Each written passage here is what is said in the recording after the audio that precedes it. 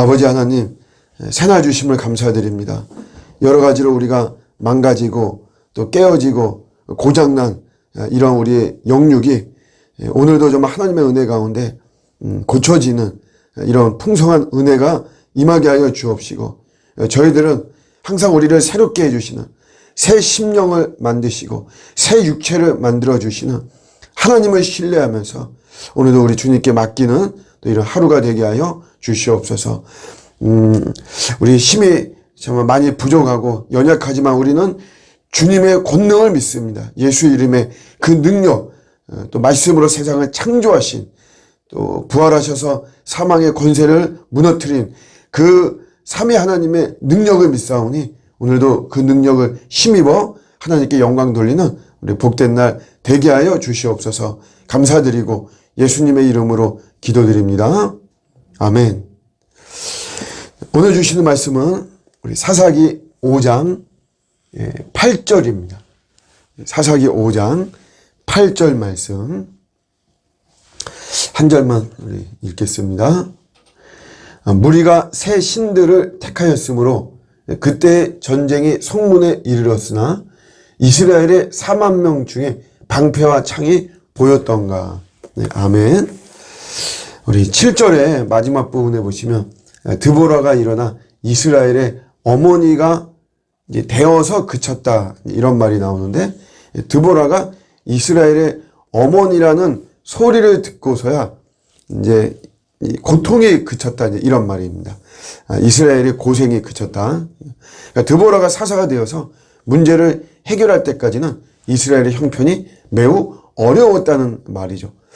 좀 더 구체적으로 우리 6절에 보시면 아나세 아들 삼갈의 시대에도 그랬고, 또 그 후에 야엘의 시대에도 그랬고, 큰 길에는 발길이 끊어지고 백성들이 뒷길로 다녔다, 이런 표현이 나오죠. 왜냐하면 가나안 왕 야빈의 학대를 받는 이스라엘의 형편이 얼마나 어렵고 무서운 공포가 되었던지 큰 길로 다니지 못하고 마치 도망하는 사람처럼 그렇게 뒷길로 다니는 이런 모습을 이야기하고 있습니다. 이게 이제 이유는 왜 그러냐면, 오늘 우리 8절에 나와 있지만 백성들이 새 신들을 택했다. 새로운 신들, 우상 숭배했다는 거죠. 그렇기 때문에 이들은 정상적인 삶을 살지 못해요.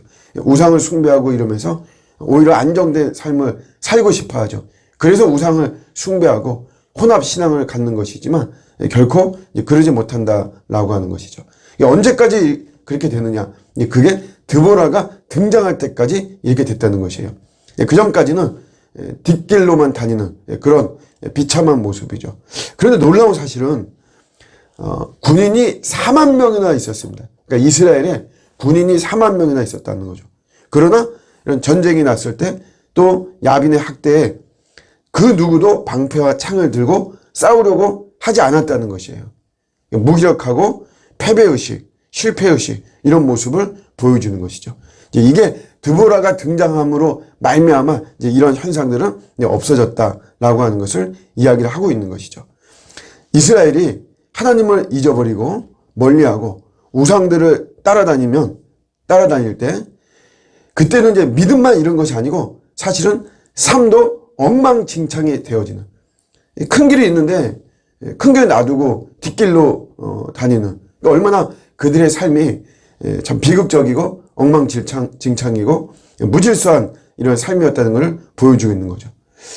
이런 이야기를 종종 듣습니다. 목사님, 제가 월 수입이 적지 않은데 그런데도 제 삶은 이상하게 안정이 안 되어 있습니다.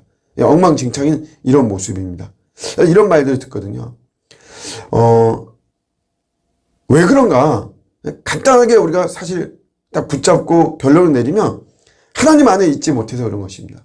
하나님을 중심으로 하지 못하기 때문에 우리가 비록 어떤 군사가 4만 명이나 있는 이런 풍성함, 내가 월급이 적지 않은 이런 풍성함임에도 불구하고 나의 삶이 여러 가지로 자리를 잡지 못하는 이런 모습들이 있게 되는 것이죠. 군사 4만 명이 결코 적은 수가 아닙니다. 그러나 그것이 있어도 이 무기력하고 패배의식에 사로잡혀 있는 군사 4만 명은 아무 소용이 없는 것이죠. 우리가 예수님을 벗어나면 엄청난 능력이 나에게 있어도 아무 힘이 안 됩니다. 우리 이제 사사기에 보면 삼손 이야기가 나오지만 삼손이 마찬가지 괴력을 가졌습니다. 하나님의 은사입니다. 자기가 개발한 것이 아니에요. 그럼에도 불구하고 하나님 벗어나니까 그는 아무 힘을 쓰지 못하는 거죠. 예수 안에 있을 때 강력한 힘을 발휘하게 됩니다. 그것이 별거 아닌 것 같아도 우리 드보라 바로 앞에 사사가 삼갈이라고 하는 사사인데 소 모는 막대기로 이스라엘 백성들을 구원한 것이에요. 인간적으로 볼 때는 이 막대기 하나가 무슨 능력이 있겠습니까? 그러나 하나님 안에 있을 때 그때 강력한 도구가 된 것이죠. 다윗이 골리앗을 물리칠 때도 사실 마찬가지죠. 물맷돌이라고 하는 보잘것없는 도구지만 그가 하나님 안에 있을 때 그 물맷돌이 강력한 도구가 된 것입니다. 반면에 인구조사를 하기도 하죠. 130만 명이라고 하는 군사를 확보했어요. 그래도 그가 하나님 바깥에서 한 것이기 때문에 그는 결국 징계를 받아서 7만 명의 백성이 무고하게 죽는 이런 참 죄악을 저지르는 거죠. 그래서 우리 인생이 하나님 안에 있을 때 그때 우리는 능력 있는 인생이 될 수 있고 또 모든 것이 회복될 수 있습니다. 사람의 인생이 바뀌는 것은 어떤 환경이 바뀌거나 내가 목표로 한 것들이 내가 취득하고 소유가 될 때 그때 우리의 환경이 바뀌는 것이 아닙니다. 우리 인생은 먼저 예수를 만나야 됩니다. 예수님을 만나고 예수님을 중심에 모실 때 그때 우리의 인생은 바뀌고 우리 안에 있는 하나님이 주신 이런 각종 은사들이 진정한 능력과 파워를 발휘하게 되는 것이죠. 하루를 시작하면서 예수님을 만나고 시작하는 게 너무 중요합니다. 먼저 말씀으로 하루를 시작하고 기도로 시작하고 그 속에서 내가 하나님 안에서 참된 어떤 능력을 발휘하게 되고 내 삶이 그냥 막대기 하나만 가지고 있는 마른 막대기 같은 아니면 불타는 막대기 중간에 끄집어낸 막대기 뭐 그런 인간적으로 세상적으로 볼 때는 별 볼일 없는 막대기 같지만 예수 안에 있다는 자체가 강력한 능력이 되어지는 것이죠. 미국의 윌러 크릭이라고 하는 교회가 있는데 여기에 설교 목사로 존 오트버그라고 하는 이런 목사님이 부임을 했어요. 목회를 잘했습니다. 그래서 그가 이제 더 이렇게 좀 잘하고 싶은 마음에 그의 멘토가 달라스 윌라드라고 신학자이자 베스트셀러 작가가 있습니다. 그분에게 물어봤어요. 제가 이제 해야 되는 것이 1순위로 제일 먼저 가장 우선순위로 해야 되는 것이 무엇입니까? 물었는데 이렇게 달라스 윌라드가 대답을 했어요. 목사님 지금 분주하게 하는 것들을 제거하십시오. 이 말을 딱 했습니다. 여러분 우리가 분주하다, 바쁘다. 우리가 이런 것 때문에 사실은 주님과의 관계도 잘 안 되는 거죠. 우리가 이렇게 말해요. 우리를 바쁘게 만들고 분주하게 하는 거는 마귀의 수작이다. 이렇게 말하죠. 맞는 말이지만 좀 더 정확하게 말하자면 마귀의 수작보다도 마귀 자체입니다. 이 분주함이나 바쁨이나 자체는 바로 그 마귀 자체인 것이죠. 분주함이 우리는 기도를 죽이고 또 우리의 말씀 경청함을 죽이는 것이에요. 그러다 보니까 우리는 하나님의 마음이나 하나님의 뜻, 뭐 섭리, 사랑, 은혜 이런 것들을 모르게 되고 그런 거를 모르다 보니까 나의 사명이 무엇이고 내 소명이 무엇인가 라고 하는 것도 모르는 거죠. 그러다 보니까 엉뚱한 길을 가게 되는 것이고 그 속에 이 분주함과 바쁨 속에서 우리의 삶이 많이 무너지는 이런 모습입니다.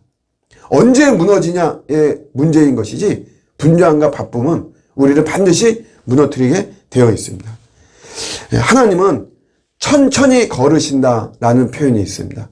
하나님 막 그렇게 분주하고 바쁘게 이것이 아니고 우리 하나님 자체도 천천히 걸으시면서 섭리하시는데 우리가 하나님보다 앞설 수는 없는 거죠. 우리 어떤 분주함이나 어떤 바쁨 이런 것들을 제거하고 먼저 예수님을 만나고 내가 예수님 안에 있는가 이런 것들을 살피면서 그 안에 있을 때 그때 우리는 풍성한 열매를 맺게 되는 것입니다. 오늘도 먼저 우리가 주님 안에 거하는가 살펴보고 내가 주님 안에만 거하면 마른 막대기 같은 우리 자신도 하나님의 놀라운 권능의 도구가 되는 것입니다. 주님을 의지하면서 승리하는 저와 여러분의 복된 하루가 되시기를 주님의 이름으로 축복합니다. 아멘.